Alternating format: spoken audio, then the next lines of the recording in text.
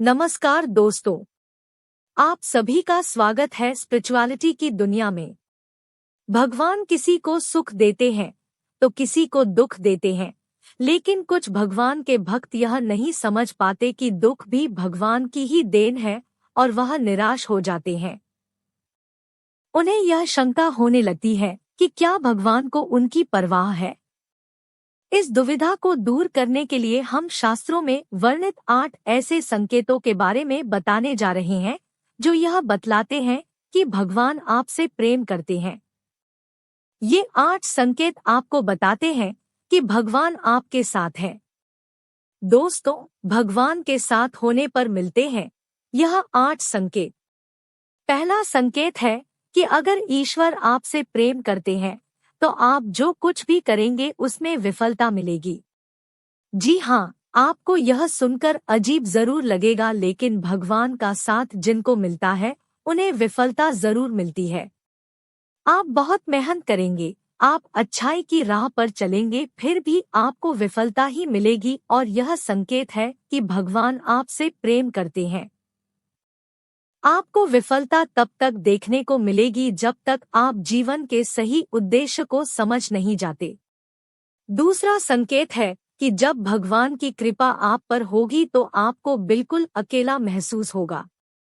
आपके सामने ऐसी स्थिति आएगी जहां आपको समझ में नहीं आ रहा होगा कि आगे क्या करना चाहिए। आपको लगेगा कि इस स्थिति में मेरी मदद करने वाला कोई नहीं है। आप अपनी परेशानी किसी से बता नहीं पाओगे और अगर आप किसी को बताने में सफल हो भी गए तो भी आपकी परेशानी को कोई समझ नहीं पाएगा। वे कहेंगे कि यह परेशानी तो बहुत ही छोटी है, या तो वे इस पर ध्यान नहीं देंगे या वे इसे नजरअंदाज कर देंगे। तीसरा संकेत जो है वह यह है कि भगवान की कृपा होने पर आपको दुख मिलेगा और आपको लगने लगेगा कि अब हमारे जीवन में इससे बुरा क्या हो सकता है। आप दुख की चरम सीमा को महसूस करेंगे। उदाहरण के तौर पर आप देख सकते हैं कि महान संतों के जीवन में क्या क्या घटित हुआ।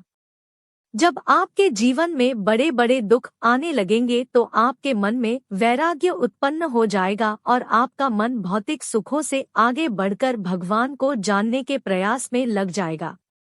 मनुष्य को इस समय हताश नहीं होना चाहिए, क्योंकि यह दुख ही उनके मन में ईश्वर के प्रति प्रेम विकसित करने में सहायक होगा। यह उन्हें इस बात का एहसास कराएगा कि यह संसार दुखालय है और भगवान को प्राप्त करने में ही सार है। चौथा संकेत है कि भगवान की कृपा होने पर आपकी सारी उम्मीदें टूट जाएंगी और ऐसा होने पर आपके अंदर एक नई ही खोज शुरू होगी। ऐसी खोज जिसमें आप अपनी कमियों को जानेंगे और अपनी विफलता का कारण ढूंढ लेंगे। आप खुद से सवाल करना शुरू कर देंगे और यही सवाल आपको अपने आप से जुड़ने में मदद करेंगे। यह जुड़ाव ही आपके जीवन में एक नया बदलाव लाता है। पांचवा संकेत है कि भगवान अगर आपके साथ है तो आपके चरित्र में बदलाव होने लगता है। जब आप खुद से जुड़ते हैं और अपनी खामियों को जानते हैं तो आप इनमें सुधार करने का भी प्रयास करते हैं। इससे आप अपने आप को बदलने की प्रक्रिया शुरू कर देते हैं। आप पहले से अधिक शांत और स्थिर हो जाते हैं। जब भी हम भगवान की खोज करना शुरू करते हैं तो इससे हमारे अंदर बदलाव आना शुरू होते हैं और हम इस काबिल बनते हैं कि हम भगवान की ओर आगे बढ़ सकें। छठा संकेत है कि आपका किसी भी चीज में हार और जीत से मन ऊपर उठ जाएगा। यह समय होगा जब आप पूरी तरह बदल चुके होंगे और आपका जीवन को देखने के नजरिए में परिवर्तन आ चुका होगा। आप हार और जीत से ऊपर उठ जाएंगे और किसी भी काम को लाभ और हानि का विचार किए बिना करेंगे। इस तरह की स्थिति होने पर आप बाहर हो रही चीजों से विचलित नहीं होंगे और अपने अंतर्मन में ही स्थिर रहेंगे। आप भगवान में इतने खोए रहेंगे कि आपको बाहर से मिल रहे दुख और सुख दोनों ही विचलित नहीं कर पाएंगे।